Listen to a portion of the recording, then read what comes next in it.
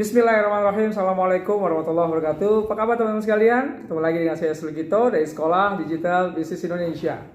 1 bulan lalu ketika saya keliling Jawa Tengah, ada pertanyaan dari rekan pengusaha kita di Jogja. Pertanyaannya begini, Bang Yos, bagaimana membangun bisnis yang efektif bagi kami yang pemula-pemula ini dan yang sedang merintis bisnis? Teman-teman sekalian, rekan-rekan sekalian, membangun bisnis yang efektif, rumusnya yang pertama adalah dari kita dulu nih, dari owner itu bagaimana ya. Jadi kita harus punya kebiasaan dan cara berpikir yang efektif dulu sebagai owner. Ada 2 poin pendekatan berpikir yang efektif yang bisa kita lakukan untuk membangun bisnis kita agar lebih efektif ke depannya. Yang pertama, jadilah pengusaha yang proaktif, bukan pengusaha yang reaktif. Nah, apa itu proaktif? Apa itu reaktif? Oke. Reaktif, ya, kita bahas reaktif dulu, adalah aktivitas atau action yang dilakukan pada situasi yang dihadapi tanpa memikirkan akibat.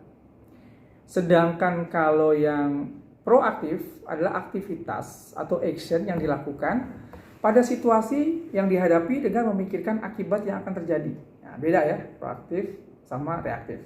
Contoh deh, sederhana contohnya gini. Ketika kita dalam kemacetan total di Jakarta, kendaraan kita nggak bisa gerak sama sekali, sedangkan kita ada janji sama klien 15 menit lagi harus meeting, nah gitu ya. Nah, bila reaksi kita adalah marah, kesel, sampai nulis status di media sosial marah-marah dengan pemimpin Jakarta bisa gitu ya, maka ini yang disebut dengan reaktif. Dan ini adalah tindakan yang sangat tidak efektif karena marahnya kita itu nggak akan merubah situasi gitu. Nah, kalau orang-orang yang proaktif, dia akan melakukan aksi-aksi sesuai dengan kapasitas yang dia mampu seoptimal mungkin. Dalam masa tadi, dia pastinya akan telepon mitra bisnisnya, minta izin terlambat karena situasi yang extraordinary yang di luar dari kuasa dia, dan minta dia schedule, dan yang terpenting akan memanfaatkan waktu macetnya itu dengan kegiatan yang lebih bermanfaat, seperti baca buku misalnya gitu ya, dengerin radio atau zikir yang bermanfaat dan lain-lain. Nah, kebiasaan proaktif ini sangat dibutuhkan dan sangat membantu bagi para pebisnis pemula ketika dia melewati masa-masa sulit memulai bisnisnya agar berjalan secara efektif. Poin yang kedua nih, ya tadi poin yang pertama. Yang kedua sekarang, berpikir efektif untuk membangun bisnis yang efektif adalah dengan memulai aktivitas bisnisnya dari sebuah tujuan atau sering diistilahkan let's begin with the end in mind. Wah, apalagi tuh Bang. Contoh.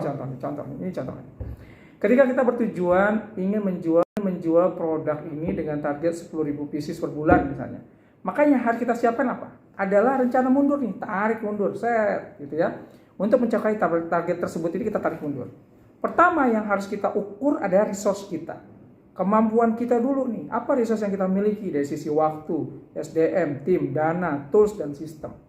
Nah, ini sangat penting, karena dari titik awal inilah kita bisa melihat hambatan kita, kekuatan kita, kelemahan kita, serta kompetitor kita, baik di channel offline maupun di channel online. Nah, teman-teman sekalian, untuk mendapatkan materi yang integrated ini, itu cocoknya tuh kita, efektifnya tuh duduk di satu kelas dengan praktisi atau orang-orang yang sudah pernah menjalankan proses ini gitu ya. Nah, kabar baiknya nih, insya Allah, Masya Allah ya, kabar baiknya saya, Sulgito, insya Allah dari Sekolah Digital Bisnis Indonesia bersama dengan Bang Ido Eviba dari Giada Consulting akan mengadakan kelas tatap muka offline di Malang.